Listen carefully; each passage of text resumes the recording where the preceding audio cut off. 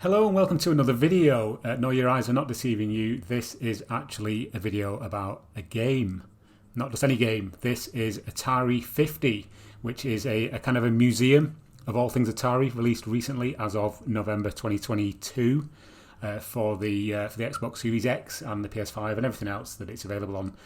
I'm playing it on the Series X. And the reason I wanted to do this is because one of my early videos back in 2014 was a video about a game called Club Drive, where I recorded some footage from the Atari Jaguar that I owned at the time, and just had a bit of a playthrough. This game, Atari 50, is a celebration of all things Atari, as you can no doubt appreciate, and it's possibly one of the best museum-style games I think I've ever played.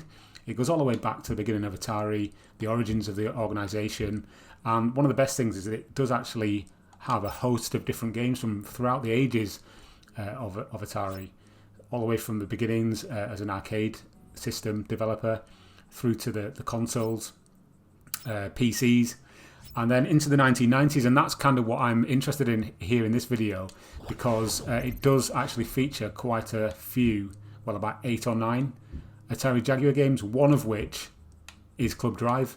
And I just thought it'd be really cool to revisit it, 8 years later, after playing it on my channel on the original Atari Jaguar several years ago.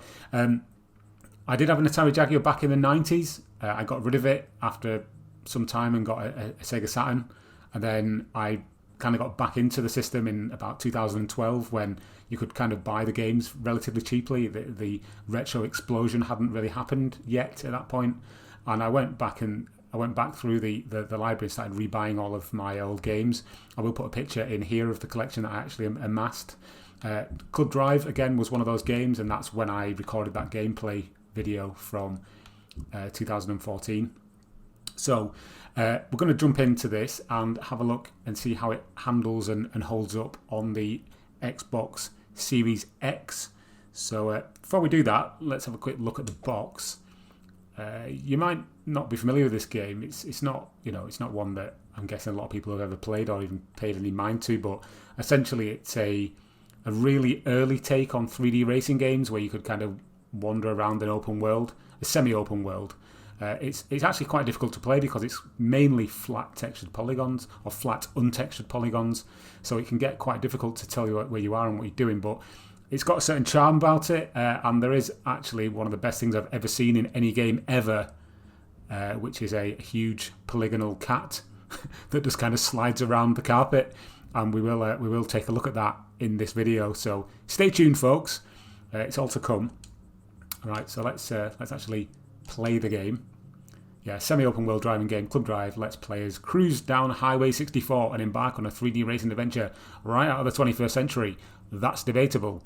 One of the first titles announced for the Jaguar, Club Drive was developed by Atari's internal team, and it's no surprise that you can drive up to Atari's offices in the game's virtual San Francisco area. That is very true. Now let's start the game. One thing that I have noticed is that the Jaguar games don't have the Atari Jaguar logo, the spinning box and the letters that fall down, which is not the end of the world, but that was something that I think a lot of Jag fans remember fondly. Not least when it went like a full red screen of death because the game wasn't inserted properly, or there was some dust on the connectors or something. Right, let's see if I can start this game.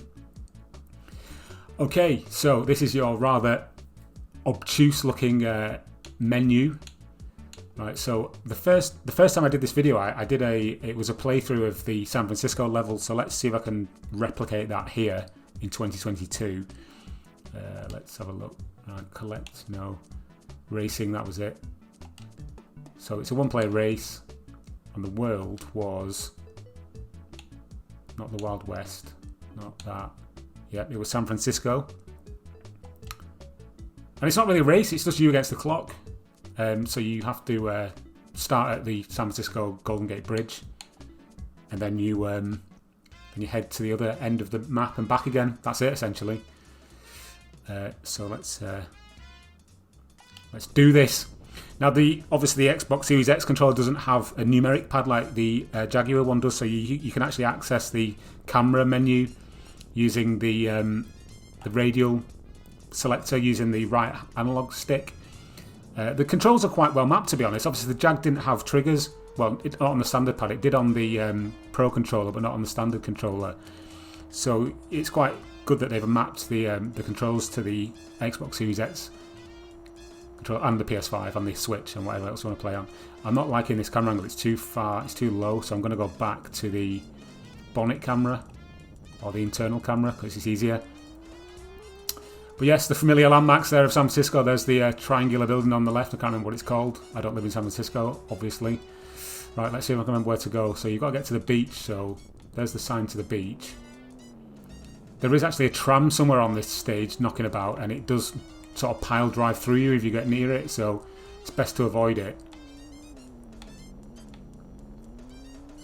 I'm going here off memory to see if I can remember where I was meant to go. Because you can spend some time just getting lost, but there is, if memory serves, there's a gap in the mountain that you need to find. So here we go. I think I'm going the right way. Will I get poleaxed by the tram?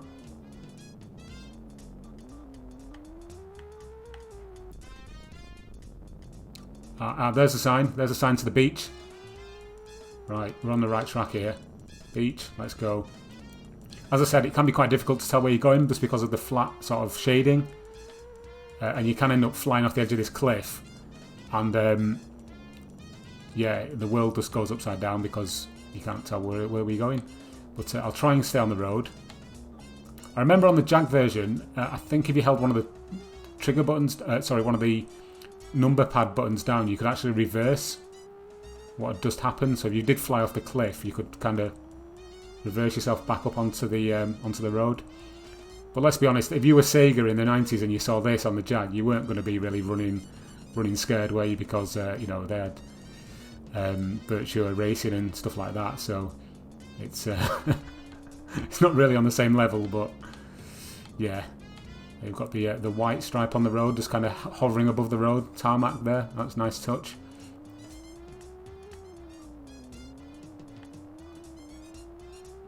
I'm not doing too badly considering I've not played this in about, you know, well, I say 8 years.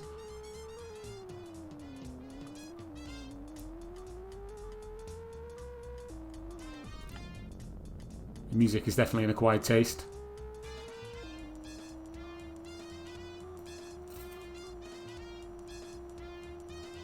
I'm not sure why my car's going so slow. I'm not playing in manual mode, so I don't think even there is a manual mode. But yeah, you get around this corner in a minute, and I think there's a beach. I do remember there being a beach. Yeah, you can see the sand just popping up. Here we go.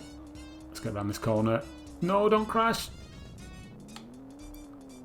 You'd be surprised how difficult it is to actually play this game.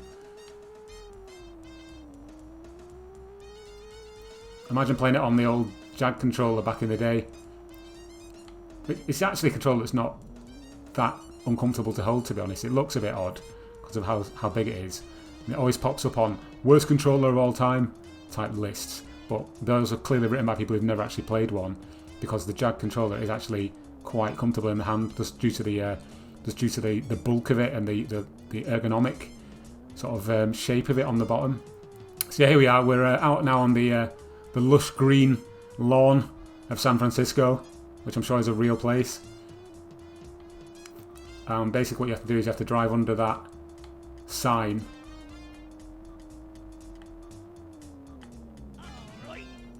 Excellent, there we go. And then just kind of head back off. I do remember trying to drive around and like kind of explore, but there's nothing here. There's literally nothing to do. There's nothing to really find or look at. It's just now drive back to the start. So I'm not going to put you through that torture. What I will do though is there's something I've not seen for quite some time, and I'd like to see it with with modern eyes, and that is the cat. Now the cat is infamous in Club Drive, so I'm going to reset the game just using this menu on the Jag version. If you press, I think it was a star and the hash key down, you could do a sort of a reset of the console because there's no reset button on the actual console itself, so you have to use the controller, just like with the Dreamcast where you press all the controller trigger buttons down and everything. But let's see if we can find the cat. I'm going purely off memory here. I'm actually quite impressed with myself, to be honest. So it was Jerome's Pad, which is the weird level inside a big house, and I think it was the race mode. There are several different modes. So collect is where you collect these balls, which are just kind of the power balls, which are dotted around the level in the quickest time possible. But I'm not going to look at that. I just want to find the cat. So that's that one player race, Jerome's Pad. I'm going to change colour of my card, to be honest. I'm going to mix it up a bit. What shall I go for? I'm going to go for a nice green car. There we go, a nice green car. So start game. So yeah, as you can see, there's Jerome's Pad. The start is in what looks like possibly the living room, and the finish is in the toilet, maybe? I'm not sure. Can't really tell from that. Here we go. So, here we are in Jerome's Pad. There's a couch. There's some Scalextrics laid down for us. There's a fire. It gets so difficult to tell what you're doing because there's just no texturing. It's horrendous. Right, I'm going to change the view because this is just appalling. So, right, not that that's much better, but you can actually change the music with the bumpers. So I'm going to get rid of this because it's awful. Not that this is much better, obviously, but right up this. Oh, there it is! Fantastic! Oh man, it's been so long since I saw this thing. I want to. If you run into it, you can actually make it meow. Let's see. Oh, there's a mouse there as well. There's the mouse. So the mouse roams around and the cat chases the mouse. But then I think the mouse goes into a mouse hole. Oh, where did it go? There it is. Come back, cat. I want to look at you in all your polygonal glory.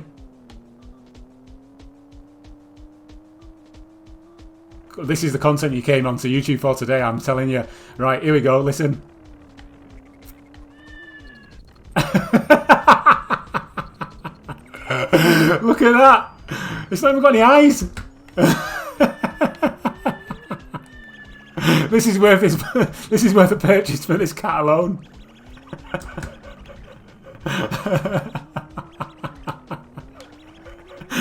Look at his tail. I love the way it just kind of like shifted through that door then, like, you know, went through matter.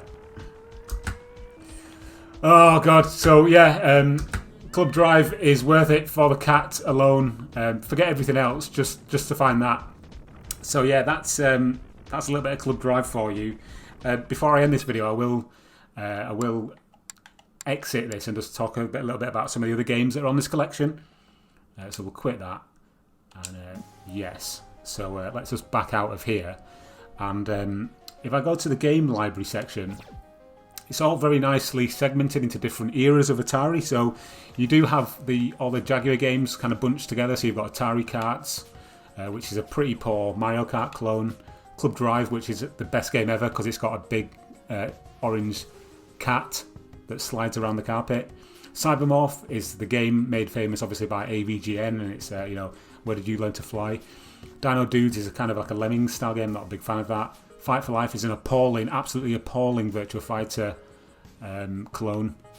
Missile Command 3D is, as you would expect, Missile Command but in 3D, and it also is, I think it was the only game released that had the VR functionality included. There's a VR logo on it when you start the game. Ruiner Pinball is the pinball game. Tempest, legendary Jeff Minter Tempest 2000 game, fantastic, amazing soundtrack.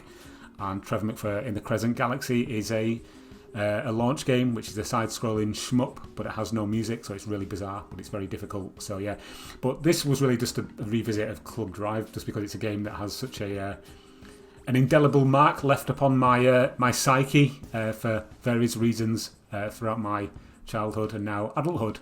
So yeah, I hope you enjoyed this little trip down memory lane. And yeah, if you want to see my original look at Club Drive. You can I'll put a link in the description. But yeah, thanks very much for watching. This is Atari 50. Highly recommend it if you're interested in the history of video games.